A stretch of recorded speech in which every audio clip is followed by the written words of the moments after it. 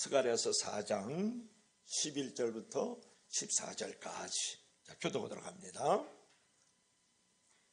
내가 그에게 물어 이르되 등잔대 자 위에 두 감람나무는 무슨 뜻이니까 하고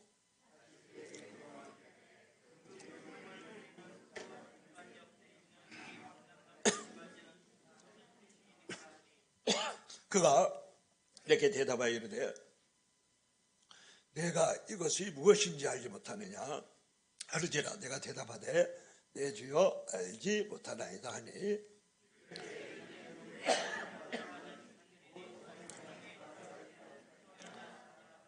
아멘. 기도하시겠습니다.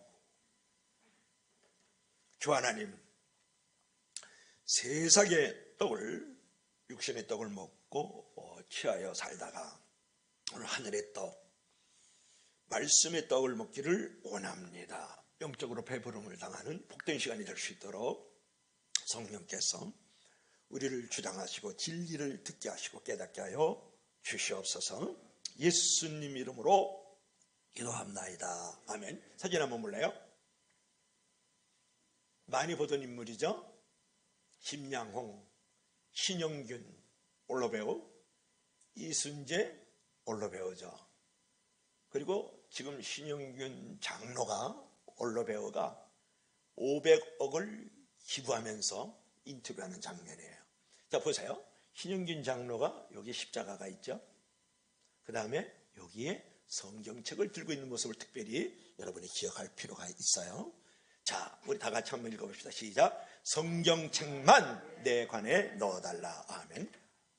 여러분, 신영균 올로배우를 모르는 사람이 거의 없죠. 3040, 2030은 잘 모를 수 있겠지만 말이죠. 이 올로배우인데 대표적인 영화로서는 빨간 마후라는 그 빨간 마후라.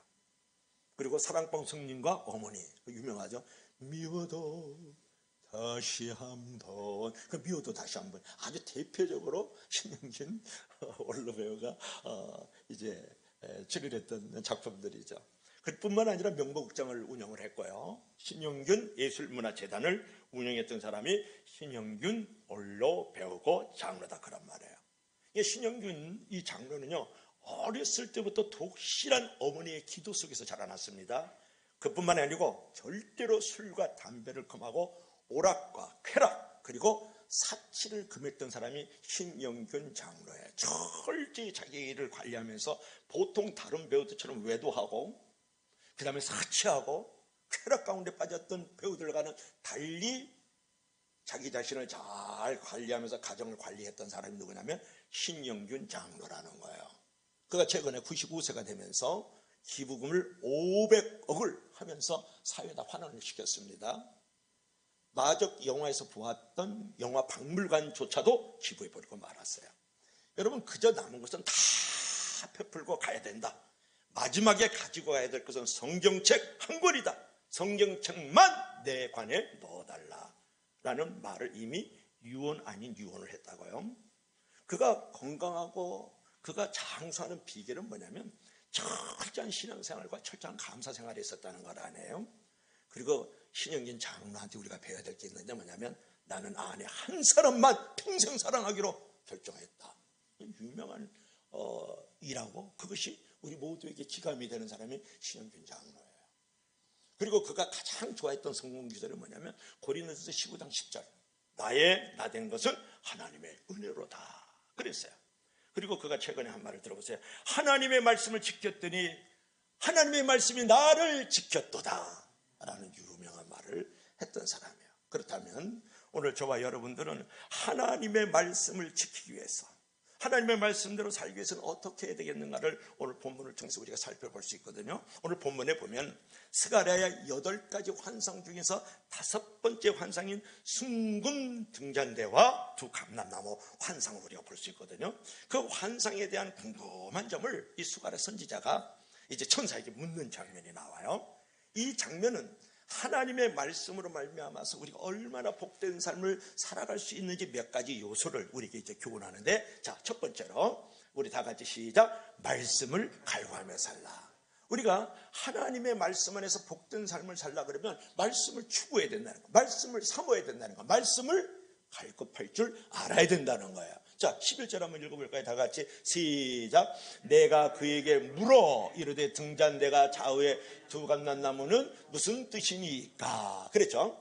그러니까 지금 스가랴 선지자가 이 등잔대가 있는데 한번 보여줄까요? 등잔대가 있는데 좌우에 있는 이 두 감람나무는 무엇입니까? 이렇게 물어보는 거거든요.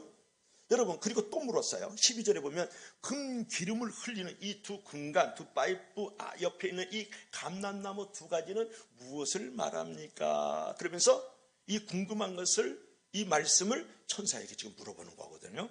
여러분, 스가랴 선지자는 자신이 본 5번째 환상의 뜻에 대해서 이미 천사에게 질문해서 그 대답을 들었던 사람이에요. 그럼에도 불구하고 여전히 궁금한 점이 남아있었기 때문에 재차 지금 반복적으로 질문을 던지고 있는 거거든요. 그것은 뭐냐면 이 등잔대 양 옆에 있는 이 감람나무는 무엇입니까에 대한 정체에 관한 것이었어요. 여러분, 여기서 우리가 배워야 될 것이 뭐냐 그러면 스가랴처럼 하나님의 말씀의 의미를 좀 더 알고 싶고 자세히 깨닫고 싶어하는 이러한 열심이 우리 가운데도 있어야 된다는 거예요. 정녕 성도들이 그런 열심이 있을 때에 영적인 지혜의 소유자가 될 뿐만 아니라 영적인 축복의 소유자가 되는 줄로 믿을 수 있기를 바랍니다. 이 장면을 보면 진리를 탐구하는 이 스가랴의 어떤 열심, 그 열정을 우리가 볼 수가 있는 거예요. 그처럼 살면서 어떤 의문이 생기면 우리가 진리를 사모하는 마음으로, 말씀을 탐구하는 마음으로 이렇게 물을 수가 있어야 돼요. 하나님, 이게 무슨 뜻입니까? 이렇게 물어볼 줄 알고 이때 내가 어떻게 해야 될까요? 이렇게 하나님께 물어볼 수 있는 진리의 추구, 말씀의 갈급함이 있어야 된다는 거예요. 그런데 우리가 질문을 할 때에 두 가지 형태의 질문이 있어요. 하나는 뭐냐면 의심과 불평을 가진 상태에서 하나님 이게 어떻게 된 겁니까? 하나님 이게 뭡니까? 왜 그렇죠? 이렇게 하면서 불평하면서 이제 의심하면서 이렇게 질문하는 형태가 하나 있고, 또 한 가지는 뭐냐면 정말 하나님의 뜻을, 하나님의 마음을 전달받기 위해서 순수한 믿음과 마음으로 하나님, 이런 일은 어떤 의미를 말하는 것이죠? 내가 그러면 이런 상황 속에서 무엇을 해야 될까요? 이렇게 물어보는 사람이 있다고요. 여러분은 전자예요? 후자예요? 의심 섞인 질문은 불신의 표시이기 때문에 반드시 하나님의 진노를 받게 되지만, 순수한 질문은 하나님에 대한 신뢰의 표시이기 때문에 하나님께서 지혜를 주시고 복을 내려주시는 줄로 믿을 수 있기를 바랍니다. 하나님이 주시는 지혜와 복이 있으면 은혜도 따라오고 기적도 따라온다는 거예요. 여러분, 한번 다 같이 한번 읽어볼까요? 다 같이 시작. 기적의 최대의 원천은 말씀을 간절히 사모하는 것이다. 아멘. 여러분, 기적의 원천은 뭐냐 그러면 하나님의 말씀을 간절히 사모하고 추구하는 것이거든요. 그게 대표적인 게 뭐냐 그러면 우리 그림 한번 볼까요? 마가복음 8장에 보면 7개의 떡과 2마리의 생선으로 4,000명을 먹인 그런 사건이 나온다고요. 보세요. 떡덩이 한번 세볼래요? 다 같이 시작. 하나, 둘, 셋, 넷, 다섯, 여섯, 일곱이죠. 그 다음에 고기가 2마리 붕어빵입니다. 하나, 둘, 그저 두 개죠. 이걸 다 칠병이어의 기적이라 그래요. 마태복음 15장 36절에도 나오고, 여러분 마가복음 8장에도 나오거든요. 근데 여러분 오병이어만 기억하죠? 칠병이어도 사건이 있었다는 거 여러분 아세요? 여러분, 감격과 흥분 가운데 지금 민중들이 지금 예수님을 지금 따르는 거예요. 그 베스다 벌판에서 또 이 산을 넘고 강을 넘으면서 3일 동안 간절히 그 말씀의 감격과 흥분을 가지고 막 따라다니는데 그때 소리가 들려요. 꼬르륵 꼬르륵 까르륵 찌르륵 이런 소리가 들려요. 밥 달라는 소리예요. 그러니까 예수님의 말씀을 듣고서 따라다니는 이 백성들 속에서 지금 밥 달라는 소리가 들리는데 3일 동안 제대로 먹질 못한 거예요. 그래서 예수님께서 그들을 사랑하고 민망히 여기고 불쌍히 여겨가지고 이 물고기 2마리하고 떡 7덩이를 가지고 4,000명을 배불리게 먹이는 사건이 나오거든요. 여기서 우리가 생각해 볼 것은 뭐냐면 진리의 말씀을 간절히 사모하면 하나님께서 반드시 영적인 배부름만 주는 것이 아니라 여러분은 육적인 배부림도 허락하여 주시는 줄 믿을 수 있기를 바랍니다. 하나님, 내가 영적인 배부림을 가지면 또 영적으로 내가 진리를 사모하고 영적으로 갈급하면 그 진리를 쫓아가면, 말씀을 쫓아가면 반드시 생활 속에서도 배부림을 반드시 허락해 주는 기적과 축복이 있는 줄로 믿을 수 있기를 바랍니다. 여러분, 사람들은 세 가지 관리를 하고 살아요. 첫째는 뭐냐면 실패 관리를 해요.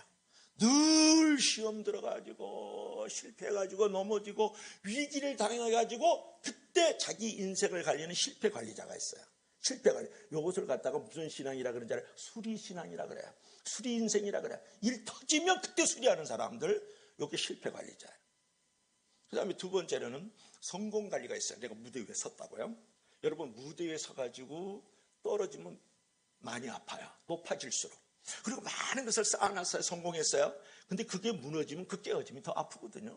그래서 늘 성공 관리를 제대로 못하고 살아가는 사람, 이게 수리 신앙이라 그러는 거예요. 수리 인생이야. 항상 깨어지고 무너질 때 그때 이 문제를 해결해 나가는 사람, 이게 성공 관리자고 수리 신앙이라 그러거든요. 근데 일상 관리자가 있어요. 자, 실패 관리가 있고, 그 다음에 성공 관리가 있고, 일상 관리가 있는데 뭐냐, 날마다 찾아오는 파도처럼 밀려오는 이 시험과 유혹들을 이겨나가기 위해서 내가 특별히 기도할 것도 없는데 부르짖어 새벽마다 부르짖어 기도하고 밤중에 나와서 두 손 들고 하나님 앞에 아뢰는 사람들, 그뿐만 아니고 날마다 내가 하나님의 말씀을 읽고 듣고 내가 경건의 시간을 갖고 큐티하면서 하나님의 말씀 속에서 하나님의 임재를 경험하고 하나님과 동행하는 사람, 그게 일상관리자예요. 이런 사람의 신앙을 갖다가 뭐라 그러는지 아세요? 이런 사람을 갖다가 정비신앙이라 그러는 거예요. 여러분은 실패관리자예요? 성공관리자? 아니면 일상관리자냐고 물어보는 거고, 여러분 수리신앙을 가지고 있느냐? 정비신앙을 갖고 있느냐고 물어보는 거예요. 여러분 차가 다 대부분 갖고 있습니다. 근데 차를 정비를 안 하면 어느 날인가 이 차가 고장이 나요. 그러면 인명도 피해가 되고 차가 고장나면 돈이 많이 들어갑니다. 그런 것을 갖다 수리했다는 거예요. 그 수리신앙인 거예요. 그런데 차를 매일 점검해요. 한번 월로 또는 분기별로 1년에 한두 번 정확하게 점검해요. 그걸 정비했다 그래요. 그러면 인명피해도 없고 차로 말미암아서 큰돈 들어갈 일이 없다고요. 여러분은 수리신앙으로 살고 싶어요? 정비신앙으로 살고 싶냐는 거예요. 무엇을 제가 지금 얘기를 하고 있냐 그러면, 내가 기도로 껴있을 뿐만 아니라 말씀 안에서 내가 날마다 경건과 믿음을 가지고 말씀에 침잠해서 살아가면 정비신앙이 되어지면서 그 말씀에 추구, 말씀에 갈급함, 말씀과 동행하는 삶이 나에게 기적을 주고 축복을 주고 형통을 주고 평안을 주는 줄로 믿을 수 있기를 바랍니다. 여러분, 요새 경제 정치가 어렵지만 진짜 심각한 문제는 경제 정치 문제가 아니라 신앙의 간격과 흥분이 없다는 데 문제가 있다는 거예요. 여러분, 칠병이어의 기적이 있었을 때 광야에서 말씀을 사모하던 백성들이, 그 백성들을 한번 생각해보세요. 얼마나 그 열정이 있고 열심이 있습니까? 그때 그들은 사흘 길을 굶고 걸어오면서도 말씀을 사모하는 열정 때문에 배고파지 않았고 말씀으로 배부름을 느끼면서 오히려 배고픔을 잊을 정도가 되었다는 거예요.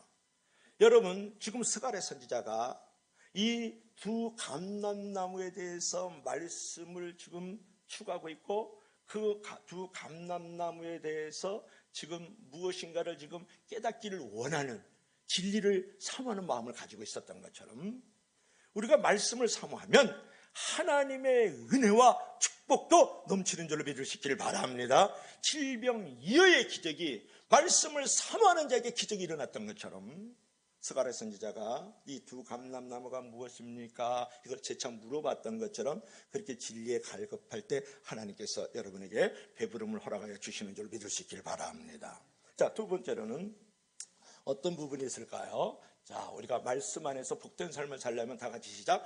말씀 안에서 구별되게 살라. 뭐라고요? 말씀 안에서 구별되게 살라. 지금 산이 변화해서 평지가 되니까 지금 성전을 건축하고 있는 지금 유대 백성들을 우리가 보고 있는 거예요. 자, 12절 한번 읽어볼까요? 다 같이 시작.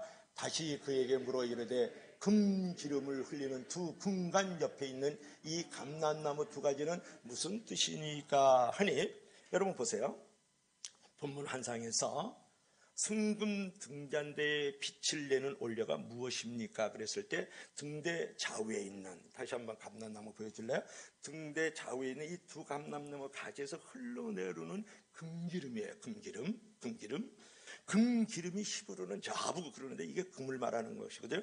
이와 같이 표현하는 이유는 뭐냐면, 감람나무에서 지금 금기름이 나오는데 이게 금이 쏟아지는 것은 아니고, 이 감람나무 양쪽에서 이 두 군간이 있죠. 군간이라는 것은 군 크라운을 말하는 것이 아니고 파이프를 말하는 거예요. 이 두 공간으로 이 주발이 있죠. 거기에 기름이 흘러내려오는데 기름의 색깔이 황금색이기 때문에 금기름 이런 말을 했다는 것을 여러분이 기억할 필요가 있어요. 어떤 사람은 두 공간 그러니까 두 개의 무슨 왕관 이런 생각을 하는 사람이 있다고요. 그게 아니라 두 파이프다 이렇게 생각을 하면 돼. 두 튜브다 이렇게 생각을 하면 되는 거죠. 그러니까 두 공간이라는 것은 무엇을 말하면 등대 좌우에 있는 두 감람나무가 이 주발 기름을 담을 수 있도록 이 파이프가 있죠. 요것을 갖다가 두 공간 두 개의 관이다 이렇게 지금 12절에 말씀하고 있는 거예요. 그렇다면 바로 이 두 개의 관을 통해서 공급되는 감람유에 의해서 즉 올리브유에서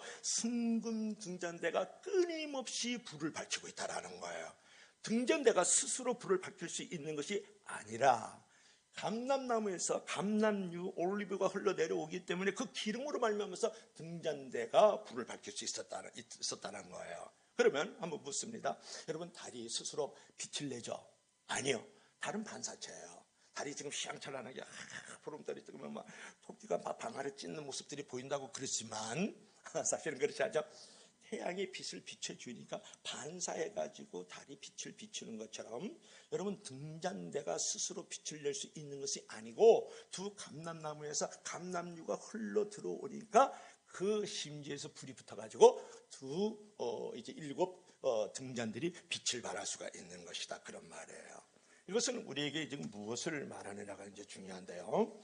여러분이 세상의 빛이 되려 그러면 교회의 빛이 되려 그러면 성령의 기름 부음이 있어야 된다는 거예요. 여러분 이 모습은 교회가 빛을 발하려면 두 가지의 필요함을 우리에게 알려주는 하나는 성령의 강력한 기름 부음과 기름 부음 받은 자의 헌신을 지금 보여주고 있는 거거든요.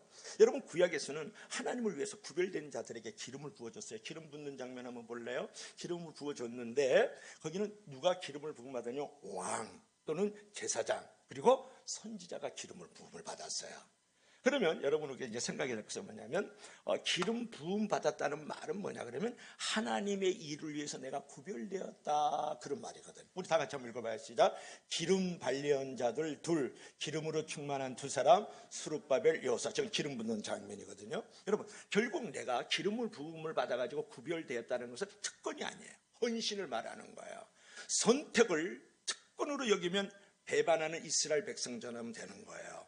내가 목사로서 선택이 돼서 기름 부음을 받았어요. 장로들이 또 하나님 앞에서 선택받으면서 기름 부음을 받았어요. 여러분 집사, 교사들도 다 선택을 통해서 기름 부음을 받은 백성들이거든요. 그런데 그것을 나의 특권으로 생각하면 하나님 앞에 배반을 때리는 것이고 교만한 자라는 거예요. 여러분 내가 구별되었다는 것은 하나님으로부터 기름 부음을 받았다는 것은 하나님으로부터 선택받았다는 것은 헌신과 섬김의 콜링인 줄로 믿을 수 있기를 바랍니다. 내가 구별되었다는 것은 내가 기름 부음을 받았다는 것은 하나님 앞에서 섬김의 헌신에 내가 부름을 입었다 콜링되었다 그렇게 봐야 된다는 거예요. 여러분 어느 공동체든 간에 두 명의 기름 부음 받은 일꾼만 있으면 빛을 넉넉하게 발할 수 있어요. 교회의 빛, 세상의 빛. 그러니까 그러므로 스룹바벨과 여호수아 같은 헌신된 일꾼이 있기를 위해서 기도하고 자신이 그런 존재가 되기를 위해서 여러분 사모할 줄 알아야 돼요. 그러니까 무슨 말이냐면 여러분 이 성전 건축을 한 사람이 누구냐면 총독 스룹바벨과 대제사장 여호수아거든요. 두 감람나무가 아까 있었잖아요. 그러니까 두 감람나무 같이 그들이 이제 기름을 부어가지고 등잔대에 빛을 밝히는 것처럼 결국은 스룹바벨과 여호수아를 통해서 이스라엘 백성의 성전 건축이 완성이 되는 거거든요. 근데 스룹바벨이 어떤 인물이냐가 중요해요. 스룹바벨이잖아요. 그러니까 스룹바벨, 바벨에서 태어난 사람이라는 거예요. 그러니까 유다 백성들이 지금 바벨론으로 잡혀가서 지금으로 말하면 이스라엘에서 이라크로 잡혀갔는데 거기서 70년 동안 포로 생활을 할 때 그때 부모가 스룹바벨을 낳았다고. 그러니까 스룹바벨은 바벨론 말에 익숙해요. 바벨론이 편해요. 그리고 바벨론이 너무 이제 좋아요. 그런데 어느 날 하나님의 음성이 들렸다고요. 너는 지금 이스라엘 땅 예루살렘에 가서 예루살렘 성전 건축해라고. 그러면 아니 못 가요. 나는 이스라엘 말도 잘 못하거든요.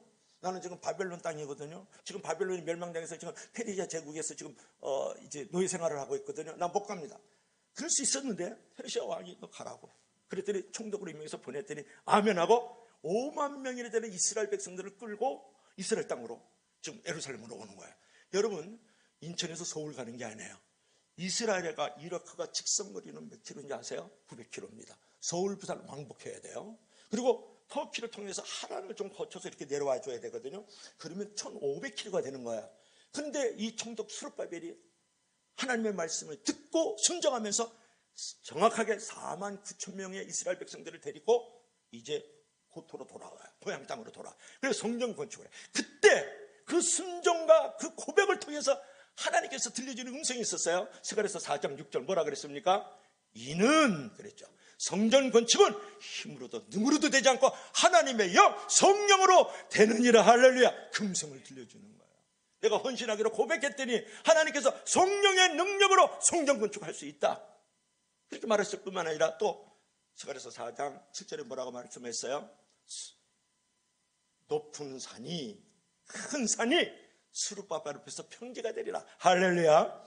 그래서 성전 건축을 할 수 있다라고 하나님의 음성을 들려주시는 거예요. 여러분도 마찬가지예요. 헌신을 두렵게 생각하지 마세요.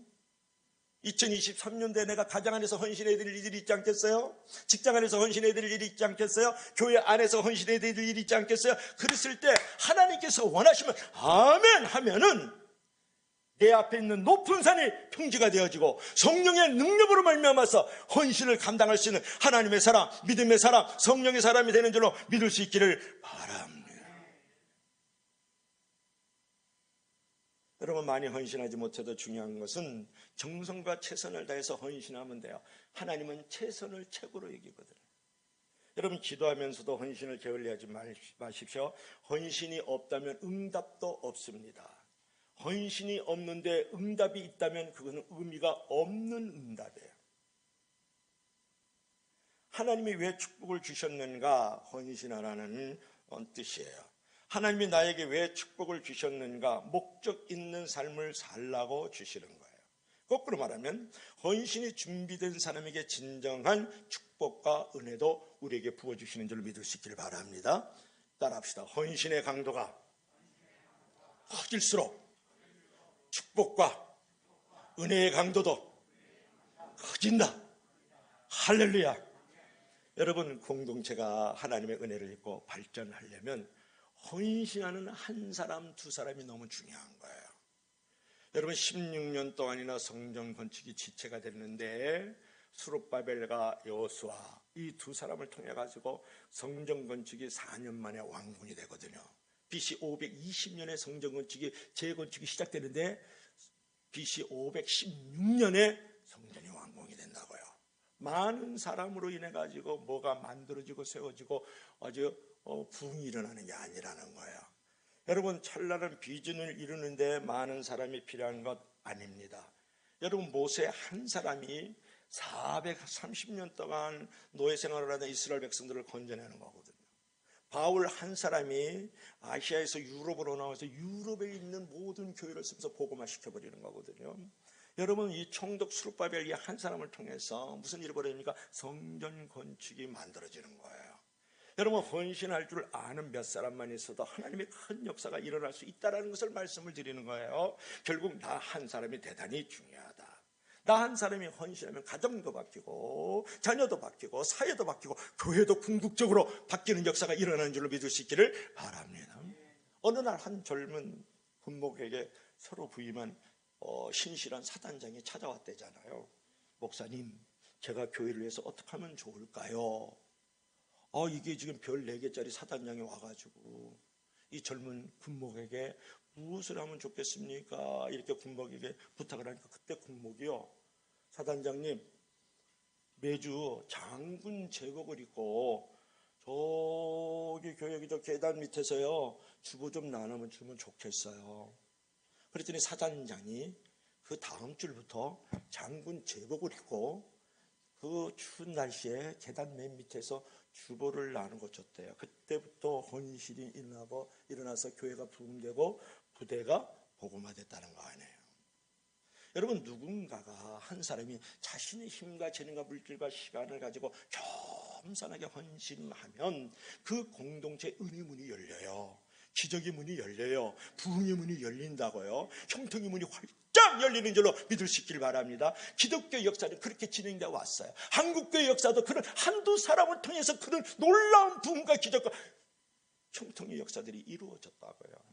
많은 사람이 많은 일을 만드는 게 아니라 적은 사람이 많은 일을 만들어가는 게 교회의 역사고 신앙의 역사라는 걸 알아야 돼요.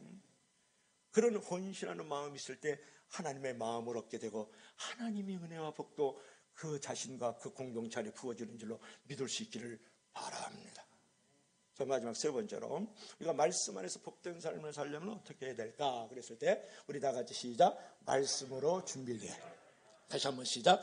말씀으로 준비되어 살라. 자, 4장 14절 마지막 절이죠. 우리 다 같이 한번 읽어볼까요? 시작. 이르되 기름 부음 받은 자 둘이니 온 세상이 주 앞에 서 있는 자니라 하더라. 아멘.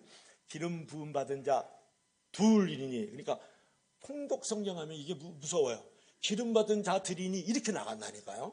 기름 부음 받은 자 둘이니 그랬죠. 온 세상에 주 앞에 서 있는 자니라 이렇게 말씀을 했어요. 여러분, 스가랴가 이제 천사에게 감람나무 두 가지는 무슨 뜻입니까? 이렇게 묻자 이제 천사가 대답을 하죠. 기름 부음 받은 자 둘이다. 그러니까 감람나무가 아까 촛대 옆에 있었잖아요.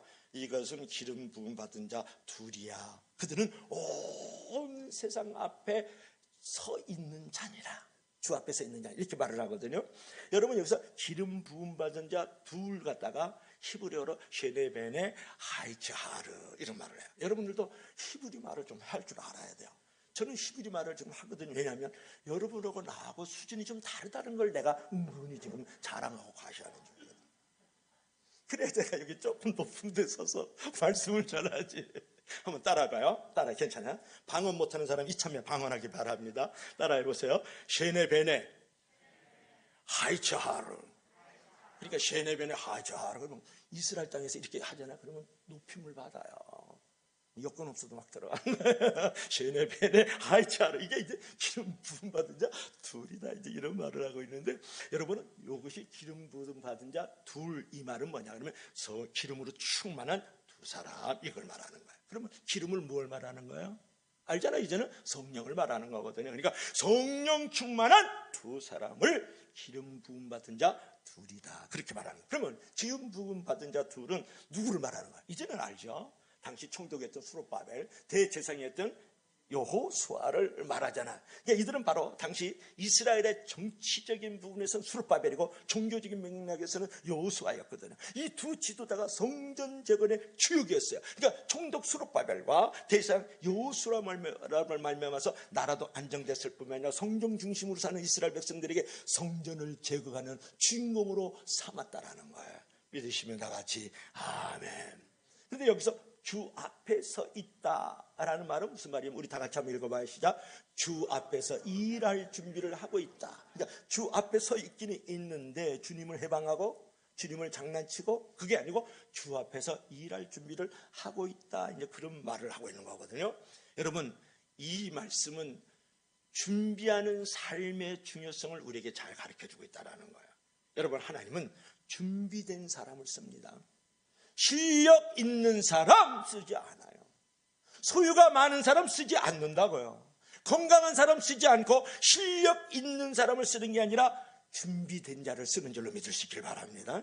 자세가 되어 있는 자를 쓴다고요. 하나님은 실력 있는 자를 쓰는 게 아니라 자세가 된 자를 쓴다고요. 하버드 대학 나왔어요? 그래요. 나와서 어떻게 하겠다는 거예요?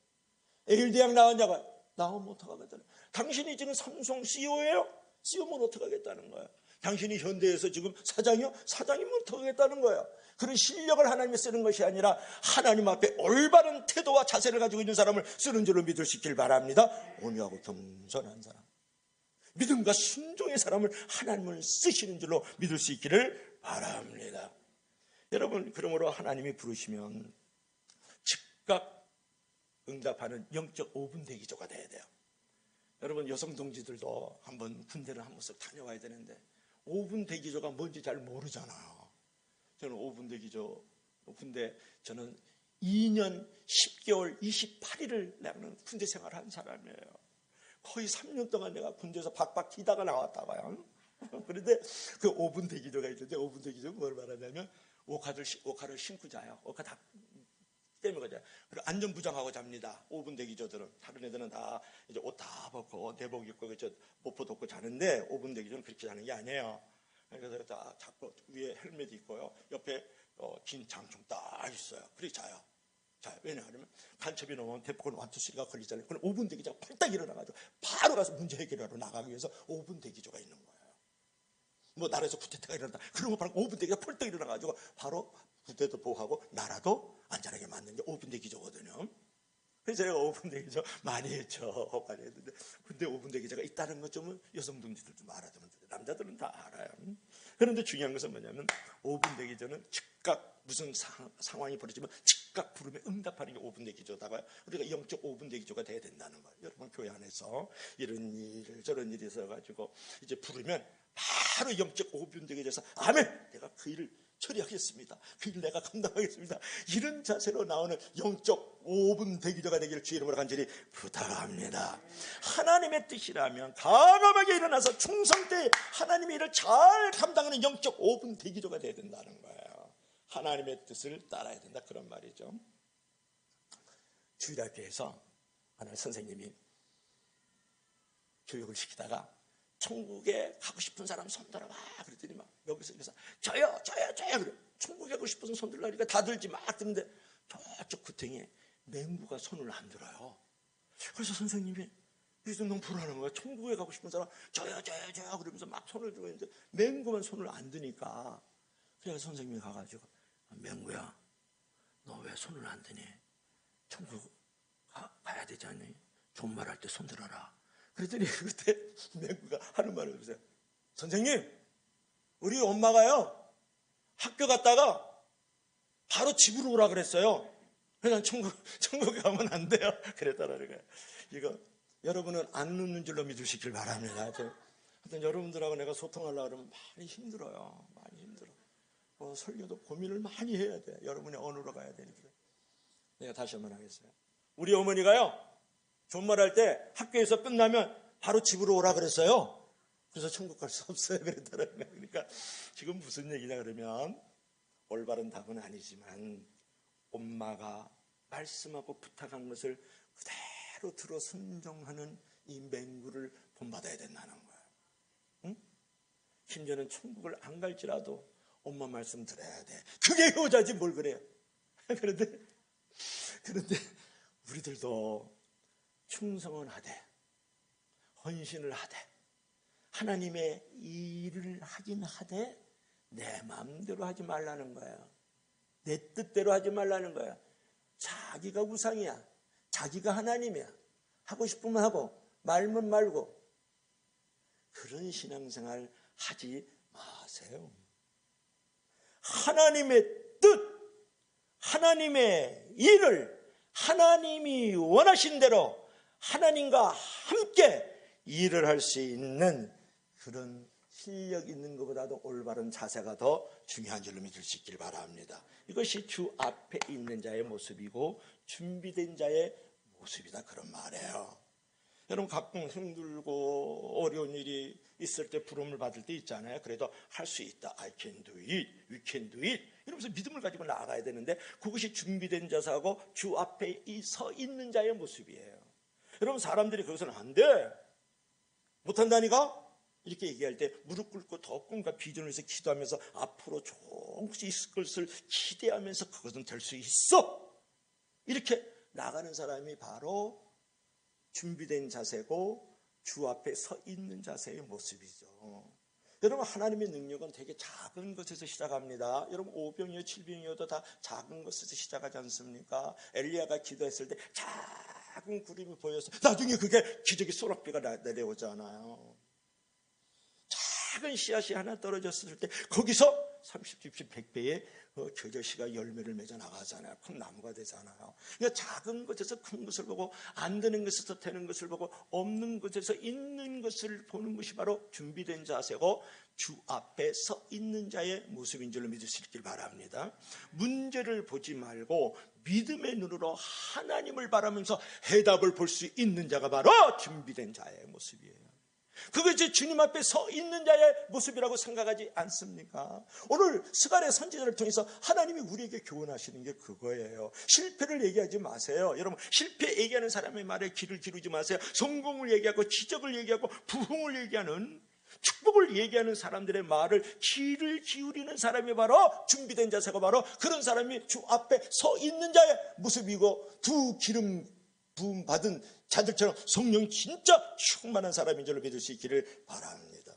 그러므로 여러분, 내일의 종말이 와도 오히려 할렐루야를 외칠 수 있도록 준비하는 마음을 가지고 하나님의 뜻대로 살아갈 수 있어야 된다는 거예요. 준비하는 사람에게 천국의 가난이 준비되고 내일의 미래의 주목이 되는 줄로 믿을 수 있기를 바랍니다. 따라하세요.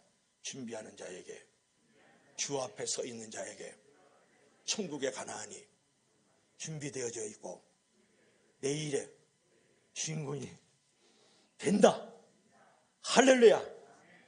그래서 여러분, 하나님의 도우심을 구하면서도 최선을 다해서 우리가 땀을 흘릴 줄 알아야 돼요. 여러분, 운명론과 애정론은 다른 거예요. 여러분, 운명론이라는 게 뭐예요? 아무리 발버둥 쳐도 미래는 운명대로 된다고 하면서 준비를 포기하고 노력을 포기하는 게 운명론자라고요. 우리는 애정론자들이에요. 약속된 것을 찾아기 위해서 준비된 삶을 살아가는 사람이 우리가 애정론자들이거든요.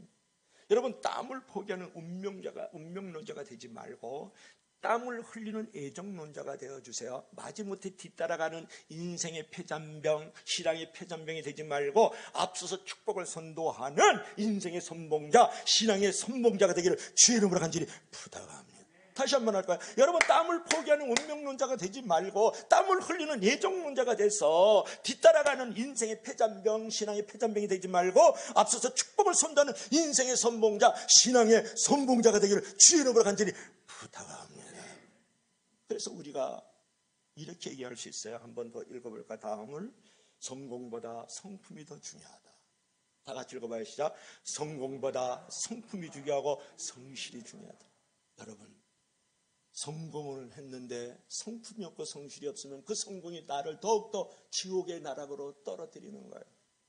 그러나 내가 성품이 있고 하나님 앞에 성실하게 준비된 자의 모습으로 하나님 앞에 서 있으면 성공과 기적과 축복과 부흥이 우리 가운데 오는 줄로 믿을 수 있기를 바랍니다.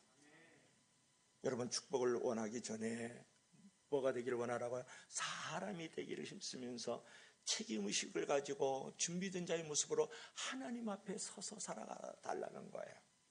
미리 준비하는 사람이 머리가 되고 머리에 면류관도 쓰는 줄로 믿을 수 있기를 바랍니다. 우리 다 같이 한번 따라 할까요?